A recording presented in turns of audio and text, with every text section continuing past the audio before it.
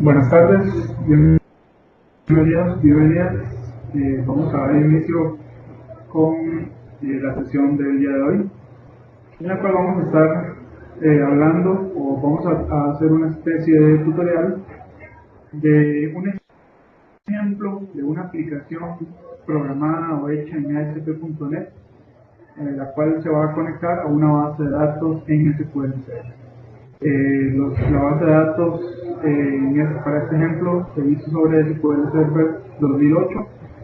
Sin embargo, los scripts deberían funcionar para cualquier versión anterior a esta.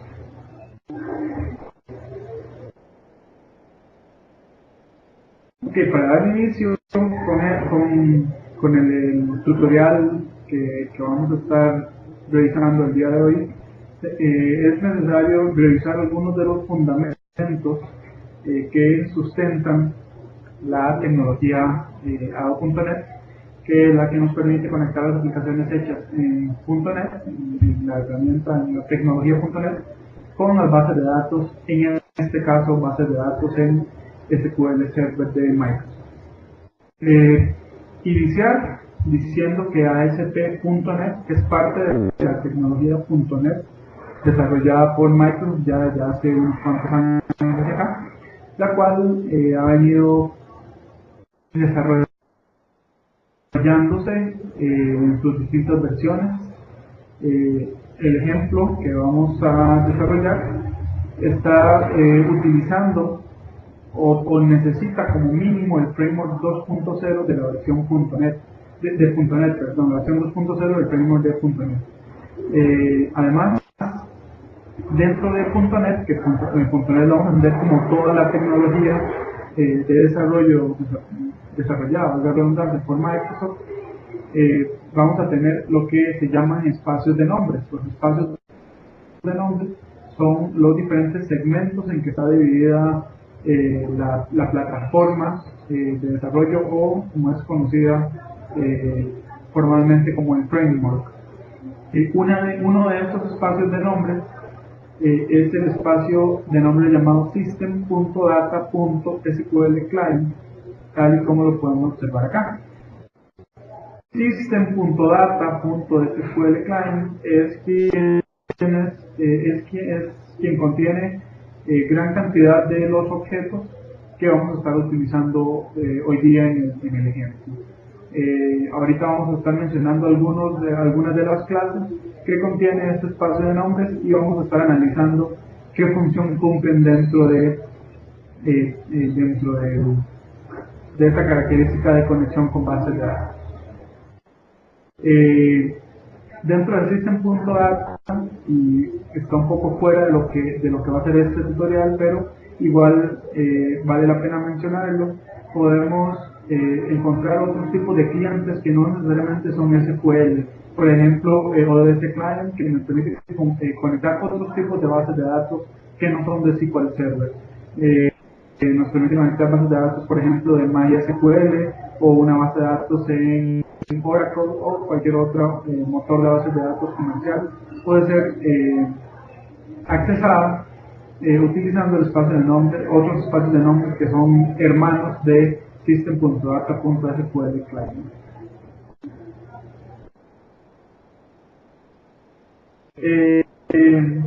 Tal y como podemos observar en esta diapositiva, vamos a revisar cuáles son algunas de las clases más importantes utilizadas o que son utilizadas dentro del espacio de nombres system.data.sqlclient, y que vamos a hacer uso de ellas en esta sesión.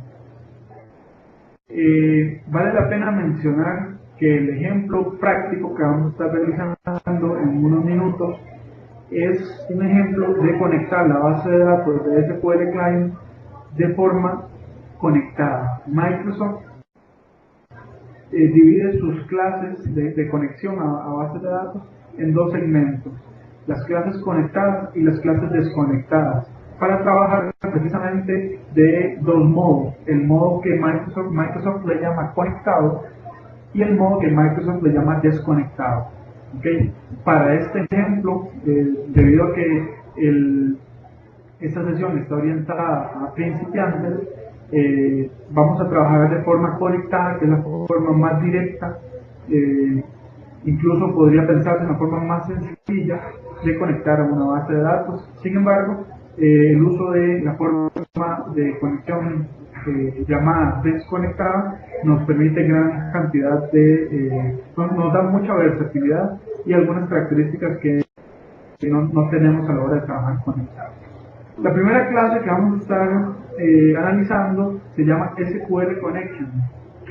Tal y como lo dice la diapositiva, SQL Connection representa una conexión a una base de datos. ¿Okay? Dentro de SQL Connection, ahorita vamos a revisar lo que sería el Connection String. El Connection String es una cadena de caracteres que contiene la información necesaria para que la aplicación sepa a cuál base de datos se va a conectar, a cuál servidor, con cuál nombre de usuario, con cuál contraseña. Todo eso va dentro de este objeto que está por acá, que le llamamos SQL Connection. El siguiente objeto que vamos a estar analizando se llama SQL Command. Este representa lo que sería la sentencia de SQL o de Transact SQL que vamos a ejecutar contra la base de datos. ¿Okay? Y dentro del command podemos tener un procedimiento almacenado, podemos tener una sentencia o una consulta Transact SQL para ejecutar a la base de datos. Podemos imaginarnos muy fácilmente que este objeto SQL command es quien va a tener la sentencia insert, select, update, delete o la llamada a un procedimiento almacenado de SQL Server en este caso. ¿Okay? Ya tenemos dos de los objetos más importantes, que serían el objeto connection, que repito, representa la conexión a la base de datos, y el command, que representa la sentencia o el procedimiento almacenado que quiero ejecutar en la base de datos. Además, tenemos otros dos objetos por acá, o clases más bien, que nos funcionan o de los cuales hacemos uso cuando vamos a acceder a una base de datos con la aplicación desarrollada en .NET. El primero de ellos es el parámetro, un parámetro de SQL que como su propio nombre lo dice, es un parámetro, representa un parámetro dentro de la consulta. ¿Qué es ese parámetro? Pues bueno, es un objeto, es una variable que puede cambiar su valor dentro de la ejecución de un programa. En este caso es un parámetro de la consulta de SQL. Por ejemplo, yo podría tener una sentencia select que diga select all from personas where cédula igual, y ahí meto un parámetro, where cédula igual a un parámetro, y ese parámetro va a estar cambiando o tiene la capacidad de estar cambiando su valor. Cuando yo ponga where cédula igual a 1, 2, 3, me va a ir a consultar la persona o las personas en esa tabla que coincidan con ese número de cédula. La siguiente ejecución del programa, el parámetro que yo indiqué podría no tener el valor de 1, 2, 3, sino tener el valor de 4, 5, 6. Y al tener el valor de 4, 5, 6, va a ir a consultar la persona o las personas que su número de cédula coincida con el número que yo introduje en el parámetro.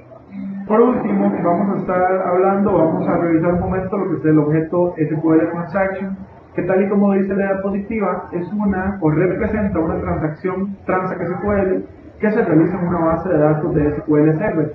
Las transacciones son quienes nos garantizan atomicidad. ¿Qué es la atomicidad? Bueno, cuando yo necesito ejecutar varias consultas como si fueran una sola. Cuando yo necesito afectar varias tablas en una sola consulta, por ejemplo, que yo querría que se afecten todas las tablas, y en caso de que haya un error a la hora de afectar alguna de las tablas, el sistema retroceda y vuelva a su último estado seguro conocido. Eso es lo que nos permiten las transacciones de bases de datos. Para poder hacer eso a través de una aplicación, ADO.NET nos permite o nos brinda la herramienta llamada SQL Transaction. Nos representa exactamente eso, la capacidad de ejecutar una transacción de bases de datos. Ok, una vez que tenemos los fundamentos establecidos, vamos a empezar a crear la base de datos. Debido a que a veces al abrir el Management Studio, el SQL Server o al abrir otras herramientas, el tipo de letra es demasiado pequeño para poder ser observado, decidí poner el código fuente en esta diapositiva. Esta sentencia, este script de SQL que podemos ver en pantalla, nos va a crear una tabla en una base de datos. Es una tabla muy sencilla que contiene 3 campos. Esta tabla es la que nos va a servir para el ejemplo. Entonces, rápidamente vamos a analizar este script de SQL a ver qué es lo que contiene. Primero decimos que vamos a crear una tabla llamada personas. Esta tabla va a tener 3 columnas: la columna cédula, la columna nombre y la columna apellido. Las tres columnas contienen datos de tipo NORCHAR, tal y como lo podemos observar por acá. Cédula va a tener una longitud máxima de 15 caracteres, nombre va a tener una longitud máxima de 50 y apellido va a tener una longitud máxima de 50. Tal y como les dije hace un momento, esto es a modo de ejemplo. Esta tabla es la que vamos a estar utilizando en la base de datos que nos permitirá conectar nuestra aplicación con SQL Server. Por último, en esta sentencia añadimos una llave primaria, una restricción de llave primaria que le llamamos PK-persona. PK porque es una convención, se utiliza o se estila poner PK al inicio del nombre de una llave primaria para poder ser identificada más fácilmente. Entonces le decimos que la llave primaria va a ir sobre la columna cédula y va a ser de forma ascendente. Con esto deberíamos, al ejecutar esto sobre una de las bases de datos, deberíamos terminar por tener una tabla algo así como esta que podemos observar en esta diapositiva, donde vemos que la tabla contiene una columna llamada cédula, que es llave primaria de tipo NORCHAR con una longitud de 15 y por supuesto no permite nulos al ser una llave primaria. La segunda columna se llama nombre, que es de tipo NORCHAR de 50 caracteres máximo y esta sí permite nulos. A modo del ejemplo no nos va a afectar el hecho de que una columna acepte nulos o no acepte nulos. En este caso decidimos dejar la columna nombre y la columna apellido como columnas que aceptan valores nulos. Por último tenemos una columna llamada apellido, igual que la anterior, es de tipo NORCHAR y va a almacenar 50 caracteres. Con eso tendríamos la tabla que nos va a servir para este ejemplo de esta sesión. Una vez que tenemos la base de datos o la tabla creada dentro de una base de datos, vamos a proceder a crear una aplicación sumamente sencilla. Para este ejemplo decidí hacer una aplicación tal y como la que vemos en la diapositiva, en la cual tengo 3 etiquetas de texto, una que contiene la palabra cédula, otra que contiene la palabra nombre y otra que contiene la palabra apellido. Además, decidí añadir 3 cajas de texto normales, una por supuesto cada una de ellas para almacenar el nombre, la cédula, el nombre y el apellido respectivamente. Esta tarea no tiene mayor ciencia, simplemente para el ejemplo lo que hice fue tomarlas del cuadro de herramientas y arrastrarlas al área de trabajo para tenerlos dentro de mi aplicación. Por último, añadí un botón que va a ser el que funcione, el que va a ejecutar mi código fuente de guardar a la base de datos. Si vemos en la siguiente diapositiva, aquí podemos observar cómo se llaman cada uno de esos controles. Es importante notar el nombre de los controles porque más adelante, cuando veamos el código fuente, vamos a hacer referencia a ellos. Entonces es sumamente importante saber que cuando yo me refiera a TXT cédula, me estoy refiriendo al textbox que contiene el número de cédula. Que cuando yo me refiera a TXT nombre, me estoy refiriendo al textbox que contiene el nombre que digitó el usuario. Cuando me refiera a TXT apellido, estaré haciendo referencia a este textbox que contiene el apellido digitado por el usuario. Por último, el botón que tiene el texto guardar, decidí llamarlo BTN guardar. Entonces es sumamente importante para saber el nombre que tienen estos controles, ya que en la diapositiva, en el área de trabajo, no se puede observar el nombre de los controles. Decidí añadir una diapositiva nueva en la cual todos ustedes puedan observar cómo se llama cada uno de los controles, para que más adelante, cuando vayamos a examinar el código fuente, sepamos a qué estamos haciendo referencia cuando mencionamos cada uno de ellos. Okay. Una vez que tenemos la tabla, la base de datos creada, tal y como lo vemos en esta diapositiva, y también ya tenemos la aplicación creada, de momento esta aplicación no tiene ningún código fuente, no ejecuta ninguna acción, solamente son 3 cajas de texto y un botón que no hacen absolutamente nada de momento. Una vez que tengo esos dos elementos creados, tanto la base de datos como la interfaz gráfica de la aplicación, puedo proceder a crear lo que es el connection string. El connection string es un elemento sumamente importante, es una cadena de caracteres que contiene la información sobre la forma en que la aplicación va a acceder a la base de datos en cuestión. Y este connection string está conformado por varias partes. Estas partes están separadas por un punto y coma. Vamos a analizar cuáles son las partes que componen a un connection string. Y eso lo podemos observar acá. Lo primero es la palabra data source. Data source me indica cuál va a ser o cómo se llama, dónde está ubicado el servidor que contiene la base de datos a la cual me quiero conectar. Tal como podemos observar en esta diapositiva, la primera palabra que debemos incluir o la primera frase es data source, seguido por un igual, seguido por el nombre del servidor. Estos paréntesis angulares no se deben escribir, los puse acá para separar los valores que deben ser reemplazados por ustedes cuando vayan a crear la aplicación que se conecta a la base de datos. Entonces lo primero sería data source, por acá y por acá el nombre del servidor. Por ejemplo, el nombre del servidor podría ser local, un backslash, SQL 2008, por ejemplo.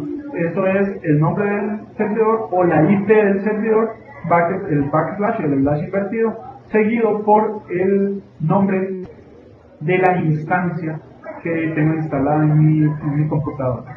Okay, después de eso añadimos un punto y coma y añadimos la frase que dice initial catalog. Acá esta frase me va a permitir, o lo que me va a decir es cómo se llama la base de datos a la cual me voy a conectar. Okay, tal y como pueden observar acá, después del igual debo incluir el nombre de la base de datos. Seguido un punto y coma que me sirve para separar los elementos del connection string, y por último el tipo de seguridad que utilizo. Hay dos, SQL Server, como ya ustedes sabrán, permite dos tipos de autenticación: la autenticación integrada, autenticación de Windows, y la autenticación de SQL. La autenticación de SQL me solicita un nombre de usuario y una contraseña. Entonces acá yo debo decidir si escribo esta frase de acá, integrated security igual true, o bien si escribo username igual al nombre de usuario con el que me voy a conectar, punto y coma, password igual a la contraseña que voy a estar utilizando. ¿Okay? Entonces debo escoger cuál de los dos tipos de autenticación voy a utilizar. Eso va a depender mucho del tipo de autenticación que esté configurado en el servidor y de los usuarios que el servidor acepte o no. Ok, entonces repetimos, es data source igual nombre del servidor, initial catalog igual nombre de la base de datos, integrated security igual true, o username igual usuario, password igual contraseña.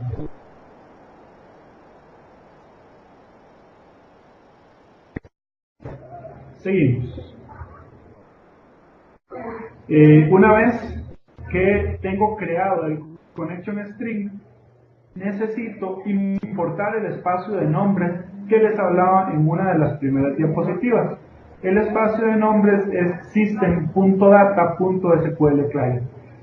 En .NET, específicamente en lenguaje C#, que es el que voy a estar utilizando para este ejemplo, se realiza con la palabra reservada using, tal y como lo vemos por acá. Using system.data.sql client. Seguidamente, una vez que tenemos esto, debemos instanciar un objeto connection. ¿Okay? Ya en las diapositivas anteriores hablamos del objeto connection y lo que me permitía realizar este objeto. Dentro de este objeto connection es que vamos a almacenar la cadena de conexión que en la diapositiva anterior o que 2 diapositivas atrás creamos. Esto lo hacemos mediante la propiedad connection string. ¿Okay? Entonces, lo que vemos en pantalla en este momento es el evento clic del botón. Cuando yo le doy doble en el área de trabajo, cuando yo le doy doble clic al botón, me va a salir por default el evento clic. Ahí en ese método es donde debo escribir este código fuente que vemos en pantalla y que vamos a analizar a continuación. Lo primero, en esta línea voy a crear un objeto tipo SQL Connection que yo decidí bautizarlo con el nombre de conexión. En esta línea hago un nuevo objeto de tipo SQL Connection. La siguiente línea o las siguientes 3 líneas se pueden poner en una sola línea de código, que no es necesario dividirla en esas 3 líneas de código tal y como yo lo hice. Sin embargo, decidí hacerlo así por 2 razones. La primera es por razones de espacio en la diapositiva y segundo, para que me permita diferenciar cada uno de los elementos de forma más fácil. Entonces, en este ejemplo, en la propiedad connection string, que es esta que está por acá, del objeto connection, que se llama conexión, estoy guardando mi connection string de la siguiente forma. Inicio con una arroba. Esa arroba me indica que en la siguiente cadena de caracteres no van a haber caracteres de escape. Por ejemplo, el \n para un salto de línea o el \t para una tabulación. Esa arroba me indica que no van a existir caracteres de escape. Eso es importante debido a que si el nombre del servidor contiene un backslash, C# podría, o el compilador podría interpretarlo como un carácter de escape y producirnos un error. Entonces, para evitar eso, incluyo esta arroba antes del connection string. Abro comillas e inicio con el connection string tal y como les expliqué 2 diapositivas atrás. Data source igual nombre del servidor. En mi caso, en este ejemplo, estoy conectándome a un servidor que se llama, o una instancia que se llama SQL 2008. Y está ubicada en la máquina local. Este punto indica máquina local. Ese punto debe ser reemplazado por la IP de la máquina a la cual yo me quiero conectar, al servidor. Entonces, en este caso, para mi ejemplo, el punto indica máquina local, localhost, / el nombre de la instancia, que en mi caso es SQL 2008. Esto, por supuesto, varía de máquina a máquina, de computadora a computadora. Esto va a variar porque el nombre del servidor indiscutiblemente va a ser diferente de una computadora a otra. El siguiente dice Initial Catalog ADO-SQL. Para este ejemplo, la base de datos que yo hice se llama ADO-SQL, entonces por eso le pongo Initial Catalog igual ADO-SQL. Observen que entre cada una de ellas separo con un punto y coma. Por último, le digo que me voy a conectar con autenticación integrada, seguridad integrada, que es la autenticación de Windows. ¿Okay? Ya con esto tengo creado mi connection string y este connection string se lo estoy asignando a mi objeto de tipo connection, que tal y como vemos en esta línea de código, el nombre que recibe con fines ilustrativos es conexión. Una vez que tengo el objeto connection creado y con el connection string ya debidamente almacenado dentro de él, la siguiente tarea es instanciar un objeto de tipo SQL command. El SQL command, tal y como se explicó en algunas diapositivas atrás, es quien almacena la sentencia transact SQL que quiero ejecutar contra la base de datos.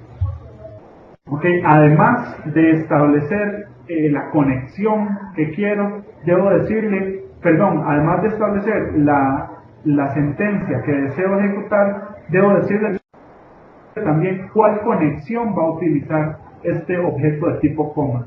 Si recuerdan, en la diapositiva justamente anterior creamos esa conexión. Entonces debemos decirle al objeto de tipo command que utilice la conexión que acabamos de crear. Eso lo hacemos de esta forma. Acá estoy instanciando un objeto de tipo SQL command. Este objeto decidí llamarle comando con fines ilustrativos, debido a que eso es lo que ejecuta, un comando hacia la base de datos. En la siguiente línea de código, en esta de acá, le digo que la conexión que el objeto comando va a utilizar es el objeto connection que hice en la diapositiva anterior. Okay, entonces, primero instancio el objeto de tipo command y luego seteo la propiedad connection del objeto de tipo command. Por último, debo establecer cuál es el command text. El command text es la sentencia de SQL o el nombre del procedimiento almacenado que debo ejecutar. Entonces, tal y como lo vemos en esta línea, dice comando.commandText igual a la sentencia de SQL que vamos a analizar en este momento. Digo insert into personas, quiero insertar en la tabla personas, que fue la que creamos en las primeras diapositivas, en los campos cédula, nombre y apellido, quiero insertar los valores con esta palabra y establezco tres parámetros: el parámetro cédula, el parámetro nombre y el parámetro apellido. Okay, ¿para qué introduzco en este momento los parámetros? Pues para tener la capacidad de insertar cualquier cédula, cualquier nombre y cualquier apellido sin necesidad de ir a cambiar el código fuente. Esto que ven ustedes acá, que dice @cédula, @nombre y @apellido, son tres parámetros o tres variables que van a cambiar después de cada una de las, o más bien durante cada una de las ejecuciones de la aplicación. Vamos a retomar lo que acabamos de hablar. Lo primero que debo hacer es crear un objeto de tipo connection, que lo vemos en esta diapositiva. En el connection establecemos el connection string. Una vez que tenemos eso listo, vamos a crear un objeto de tipo command, tal y como lo vemos por acá. Y seguidamente vamos a agregar parámetros, los objetos parámetros, al objeto command que utilizamos en la diapositiva anterior. Okay, esto lo hacemos con estas líneas de código. Lo que estoy diciendo acá es que a comando, que si ustedes recuerdan, comando era un objeto de tipo SQL command, le digo que me añada un parámetro con esta palabra reservada de acá y le digo que me lo agregue de una vez como un valor. ¿Okay? Entonces, esto me va a recibir dos parámetros. El primer parámetro que me recibe es el nombre que va a tener el parámetro que quiero crear, y el segundo parámetro es el valor que va a tener esa variable o ese parámetro. Igual, para efectos de orden del código, decidí partir o segmentar estas líneas, esta línea de código en dos líneas. Sin embargo, cada una de estas es una única línea de código fuente. Por efectos de espacio y de orden visual, decidí segmentarlas en dos líneas distintas. Pero esto y esto que ven ustedes ahí puede ser escrito en una única línea de código fuente. Entonces, ¿qué es lo que estoy haciendo por acá? Bueno, estoy diciendo al command, al objeto de tipo command, añade un parámetro que se llama cédula y quiero que le ponga el valor de la caja de texto que hicimos hace un rato en la diapositiva en donde veíamos la interfaz gráfica. Entonces lo que quiere decir esto es que cuando yo le dé clic al botón guardar, vamos en txt cédula, en el parámetro arroba cédula, voy a guardar el valor que la caja de texto txt cédula tenga en ese momento. Seguidamente añado otro parámetro más llamado arroba nombre. Arroba nombre va a tener el valor que tenga txt nombre, que es la caja de texto que designamos para que el usuario agregue el nombre que desea guardar en la base de datos. Por último, debo añadir el último parámetro, que es apellido, que funciona exactamente igual que los dos parámetros anteriores. Te digo que se llama arroba apellido y que obtenga el valor de la caja de texto txt apellido que creamos en diapositivas anteriores. El último paso a ejecutar para establecer esta conexión o esta aplicación más bien son tres pasos más bien. El primero es abrir la conexión, el segundo es ejecutar la sentencia y por último cerrar la conexión. Eso lo hacemos con estas tres líneas de código. Connection.open, lo que estoy diciendo es a la conexión que se abra, que establezca conexión con la base de datos, seguido de execute non-query, el comment.execute non-query. Esto lo que le digo es que me ejecute la sentencia hacia la base de datos. Y por último, que me cierre la conexión con la base de datos. En caso de que yo quiera hacer múltiples transacciones hacia la base de datos, pues por supuesto todas debo realizarlas antes de esta línea de código, antes de cerrar la conexión con la base de datos, porque en el momento que cierro la conexión con la base de datos voy a perder la capacidad de ejecutar sentencias o de extraer o insertar información en esa base de datos a la cual le estamos estableciendo conexión. Ok, estos serían básicamente el tutorial que tenían para hoy acerca de cómo crear una conexión hacia una base de datos. Voy a hacer un resumen muy rápido de lo que hice. Lo primero fue un objeto de tipo conexión, a la cual establecí el connection string. Segundo, hice un objeto de tipo command, a la cual le establecí la sentencia de SQL que va a almacenar, que se va a ejecutar contra la base de datos, y esa sentencia tiene sus propios parámetros. Seguidamente, añadí parámetros al objeto SQL command, y por último, lo que hice fue abrir la conexión, ejecutar la sentencia y cerrar la conexión. Estos son algunos pasos básicos para establecer una conexión, en este caso para insertar datos a una base de datos. Las referencias utilizadas para esto básicamente fue la documentación de Microsoft, que está disponible en el link que pueden ver en la pantalla,